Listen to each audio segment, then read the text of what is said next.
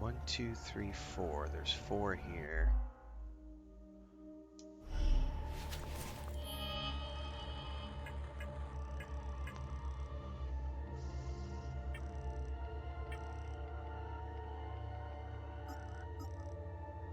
Oh, that's interesting. It says a reward may become available for this good deed. I wonder how.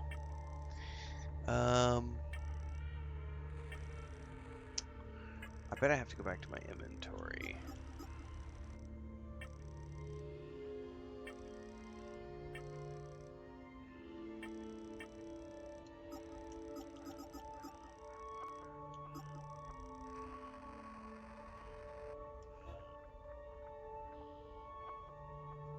No, that's 5. This only has 4.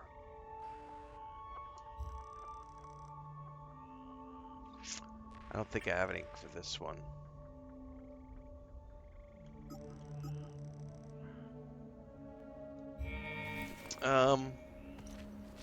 I have no frame of reference for this.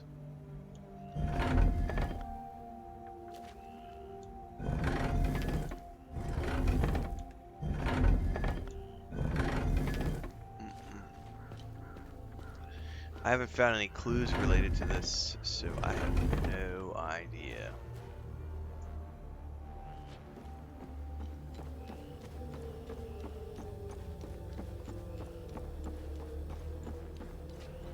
Hang on, there's something over here. There's a person, and a save point, and a clue. Or supplies. Longtime readers will know that I am no stranger to controversy. I put my neck on the line every single week to bring you, dear readers, the latest and wildest news they don't want you to hear. This week's incredible testimony comes by way of a fellow truth seeker, Mr. Anton Kozina. Mr. Kozina, a resident of Skell, was partaking in his routine weekend hike through the Sinedra Forest. This time it was anything but routine, however. While in the vicinity of the forest's famed fortress, he began to hear strange, unearthly noises from its direction. Knowing to know full well the penalties for trespassing near heritage sites, Mr. Kozina was compelled to investigate. As he approached, the noises became louder and louder, and at the base of the massive tower, and with no further answers to his quandary, he decided to climb. Up he went several stories high before he came to a small opening, and lo, a horrifying sight. And there's a picture of one of the creatures. When I peeked into that window, Sephirus saved me. The hairs on my neck stood up. I nearly lost my grip. One thing's for sure, I'm staying the hell away from that place.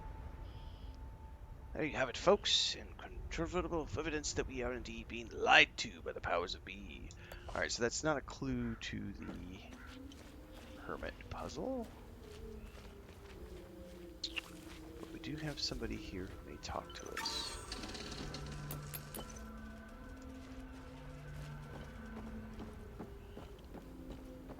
A photographer.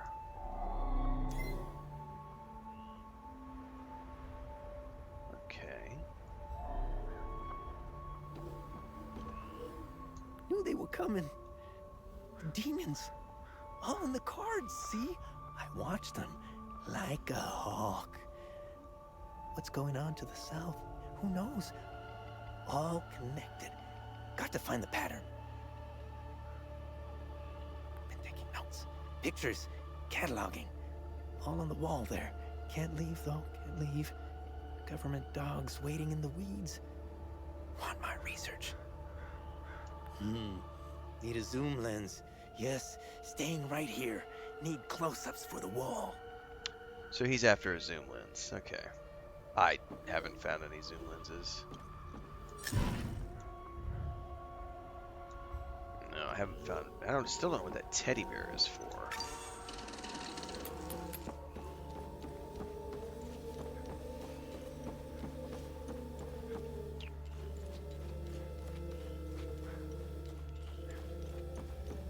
We're too early for a Ren scream. I haven't seen a jump scare yet.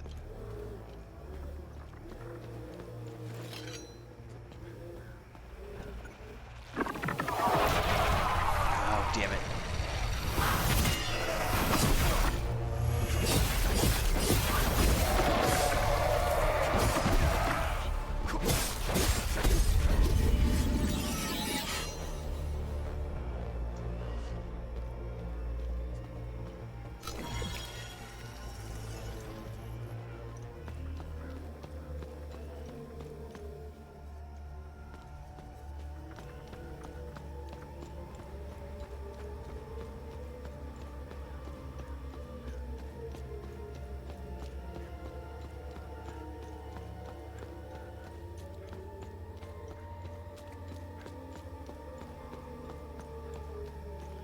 least they provide me with a save point before I go up to the creepy sphere of death.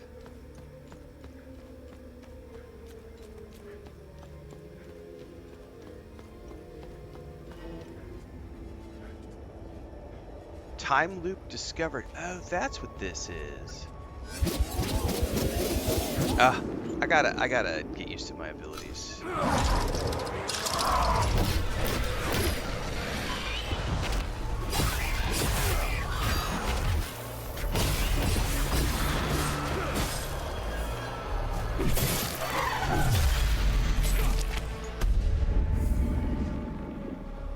I have no idea what a time loop is. Do I walk into it? Oh, you do. Well, I saved the game. It's too dangerous to enter.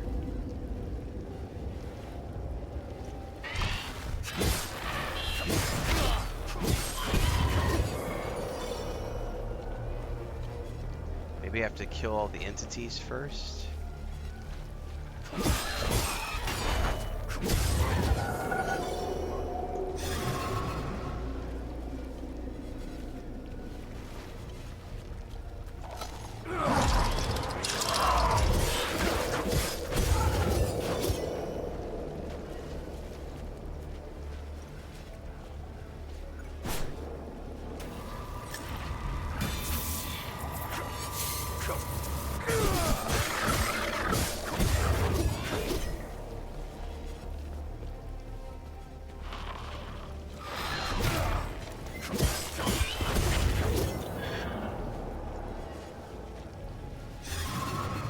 Still too dangerous to enter. Okay. I must need some sort of a...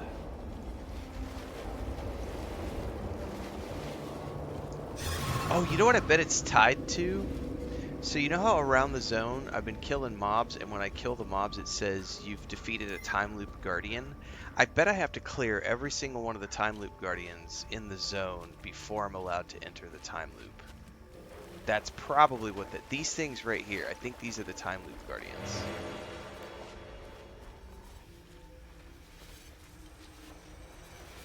Because they have like the symbol, they have, because look, he's got like a red, I could be wrong.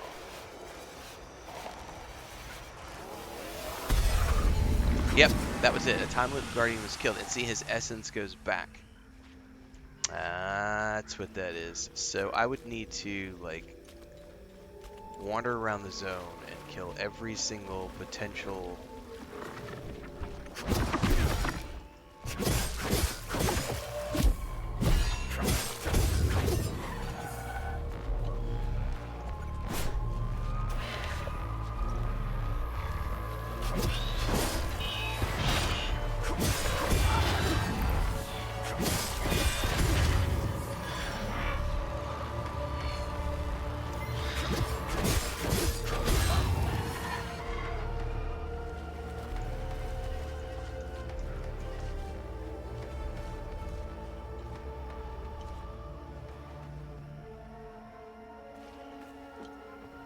see any other monsters around here at the moment. Are there some over here? Yes.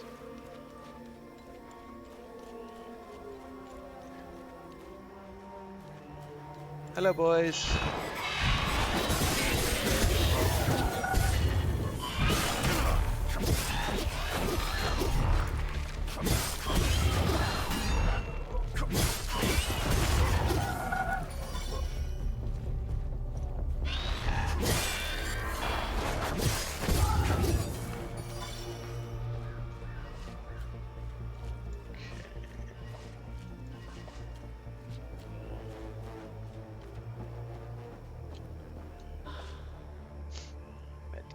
Caffeine ain't working, you need to scream to make up. Wake up. Oh, I wouldn't say that at all, Devon, because this has nothing to do with the Souls-like. And it's on easy mode, like it has an easy mode. Like I'm literally playing on story mode right now. Well, there's still more around, and I'm not sure where, to be honest with you. I feel like I've been just about everywhere in this place that I could be.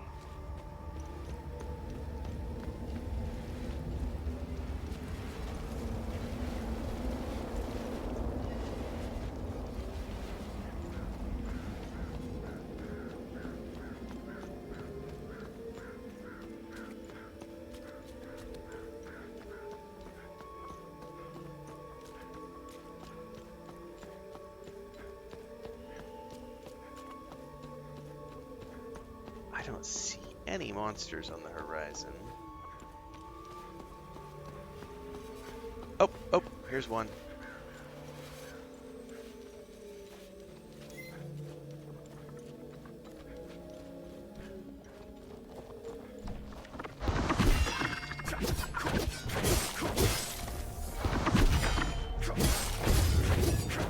That was not a time loop guardian, though.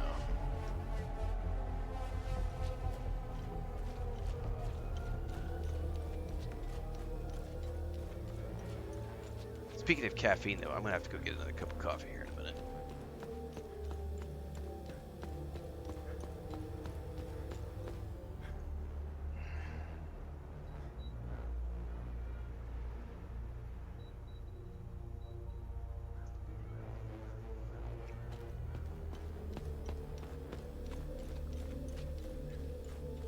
This takes me to the water's edge, so I can't go beyond that.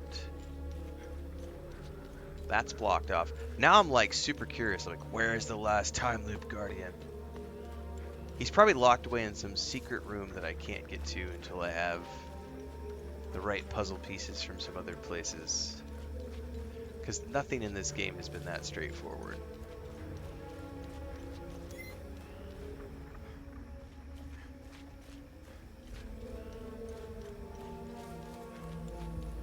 We're going to do a quick scan of everything. If I don't find anything really... Oh, you know, I know where they are. I know exactly where they are. I know where they are.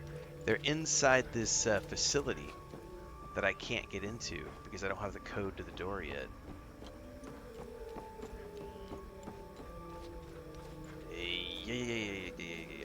Yeah. I know where they are.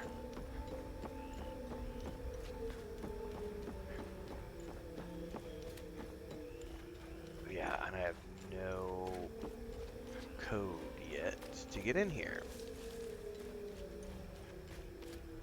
Yep.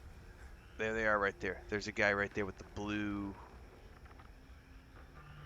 Those are the time loop guardians. Yeah. I gotta figure out how to get in here.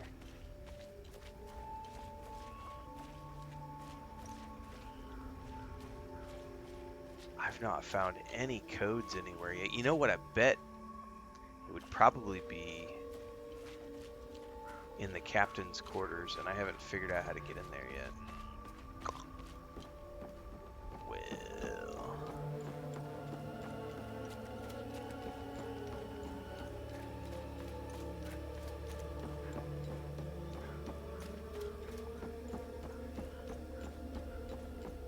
nooks and crannies.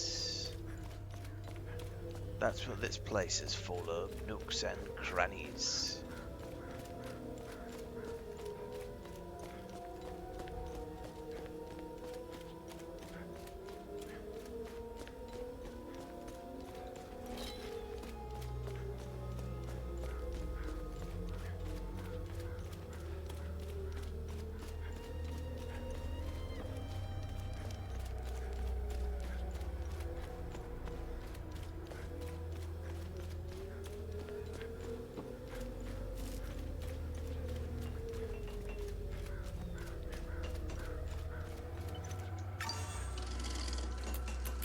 More coffee.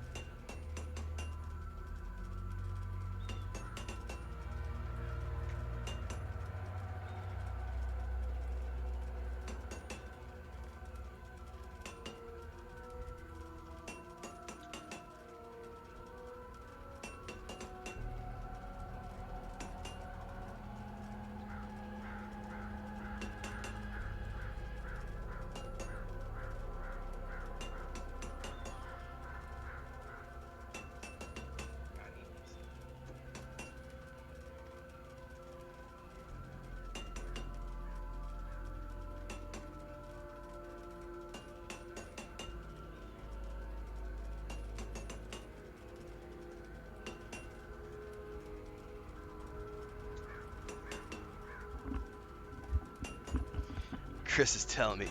So, our great niece slept the night last night, and she's been staying over here a lot the last couple of months, 3 months. But she's staying with us Monday through Fridays now. Last night, Luke and Leia, two of the cats, were inside all night, and Leia is being very jealous. They're both terrified of the kid, but Leia is being very jealous of our niece and our grandniece, and like kept waking Chris up. Come give me attention. Stop giving attention to the girl. You're sleeping with her. Come give me pets. Cats are funny, man. All right. I honestly, I think I'm gonna go to the next zone.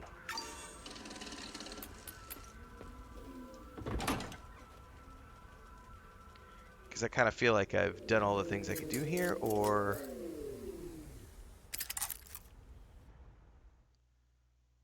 at the very least, all the things I've currently been able to find. And rather than burn out on one area, we're going to go to the next.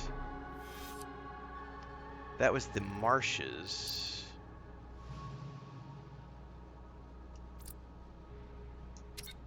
Now we're going to go to the hills.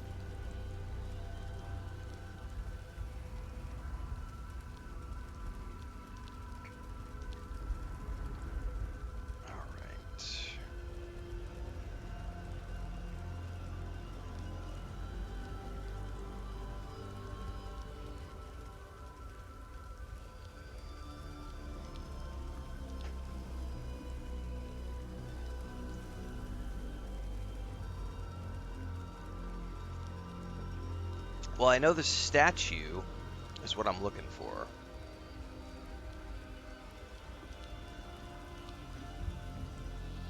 Wow, this place looks completely different.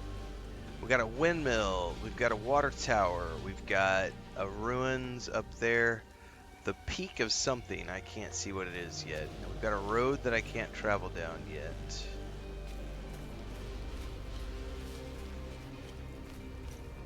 Let's get to a high point so we get a better lay of the land.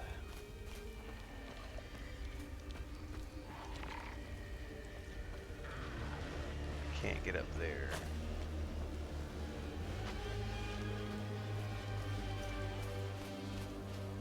Oh, we got something right here. Is this like a waypoint? Can't do anything with it. We've got waterfalls.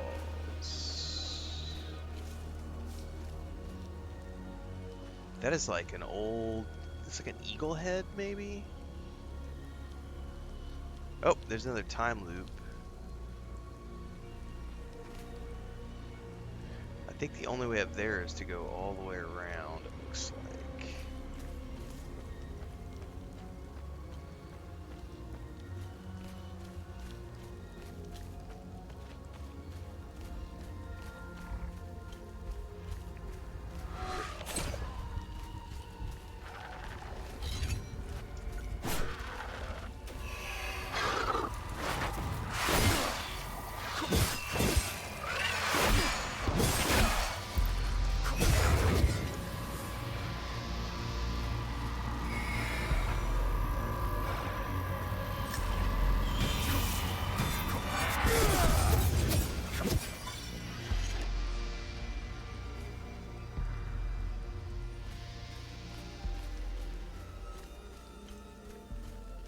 God, the music is so well done.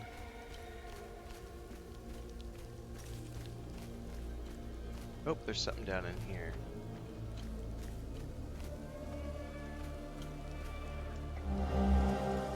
A syringe. I think that other guy said he needed pills. He was looking for pills.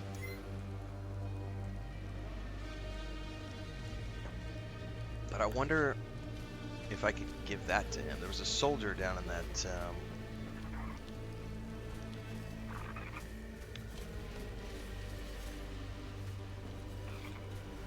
tower.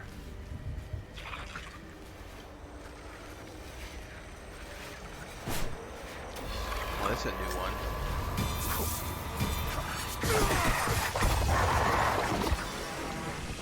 That was a guardian. Okay.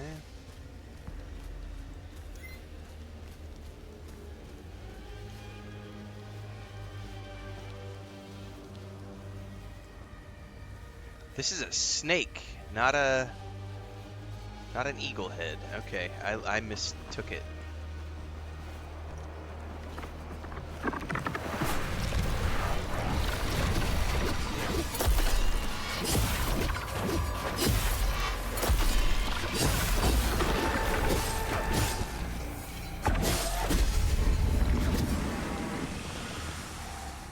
I mistook what that was.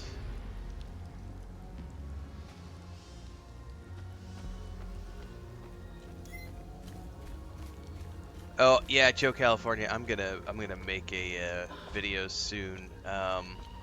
So I did that video a couple like 3 days ago, maybe on.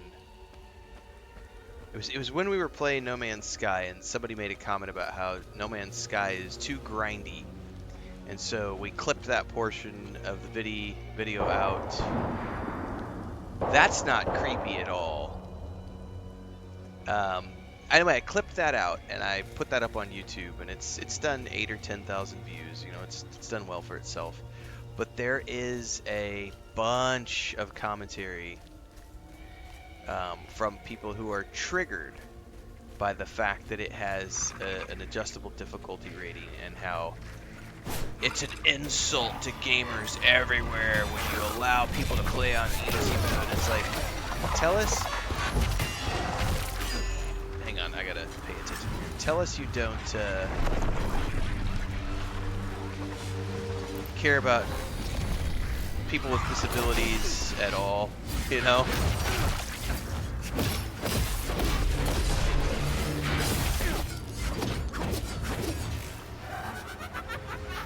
That thing's cackling at me.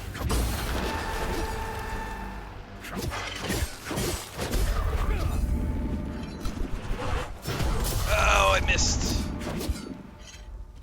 Anyway, there's just this. I mean, it's people like, there are people with disabilities. There are kids who play games, like my 7-year-old niece. People like my wife who are first-time gamers. All of those people benefit greatly from games having an accessibility option. You know what? I'll just clip this portion of it out. So that video made me laugh, because that fight I just did as an example. If I were playing that fight on a more difficult challenge rating, you could get a Souls-like experience out of that particular fight if you wanted to. But the reality is that, especially for an indie team, if you're trying to maximize sales, you want to be able to have as many people as possible playing your game. And if you go niche with Souls-like, you're not going to get those numbers. But if you make the game accessible to all people, then you get way more sales. So you've got people with disabilities who can now play the game because there's a story mode or an easy mode or adjustable combat. You have people who are, parents who have purchased a game for the kids and want to have the kids be able to play it, aka No Man's Sky, being able to take that slider and turn the combat off and put it into creative mode. So when people get triggered by that and they make statements like, games with difficulty sliders are the bane of, this is bullshit, this shouldn't be allowed, it's ruining the gaming, you should be required to have skill to play this game, you should be required to put in hundreds of hours to learn how to play. It's like, nah, man, that's not how this works. Like, games are entertainment. They're here to be fun. And when a developer takes the time to put accessibility options in to make it as fun for as many people as possible, that's amazing. I get that there are Souls-like games out there. They're welcome to exist. I'm happy that they exist. I'm happy that they have that market for the people who want it. But I'm always going to gravitate towards games like this, which have an adjustable difficulty where I can say, I want to play on story mode because I don't give a shit about needing to press buttons at the exact time or I get one-shotted. And I'm glad that the option exists so that people who can only play with one hand, or the 12-year-old girl who plays the controller with her feet because she has no hands, I'm glad that games have an accessibility slider for people like her so that she can come in and play the game while using a controller with her fucking feet and be able to still get the same amount of enjoyment out of the game as the person who's playing it on like hardcore mode with all of their fingers and thumbs. You know what I mean? Like, I'm glad that those options exist. I'm glad that a 5-year-old can pick up the controller and play No Man's Sky and not feel like they're going to die because they haven't figured out how to do like space combat, right? Or they don't know how to aim with the controller, so they can't get the pulse spitter to work. Or like one of my favorites was watching. There was when Dragon Age Veilguard came out, it had the God mode, right? So you could put it in God mode and you wouldn't die. There was a girl on TikTok who was disabled. I believe that is the correct terminology. If it's handicapped, please forgive me. I'm not up to speed with all the terminology, and I may offend people inadvertently. Um, she had anyway.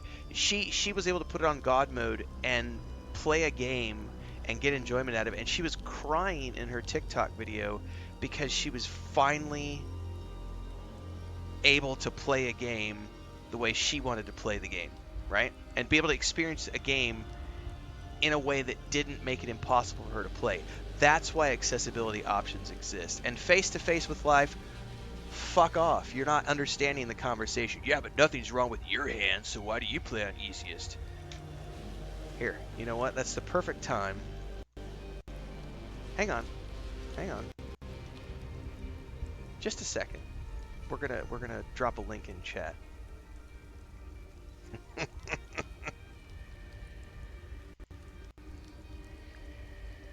There you go. Merch shop link. I play games on story mode. Why I play games on story mode is none of your concern. Play the game how you want to play the game. I play the game how I want to play the game. Other people play the game how they want to play the game.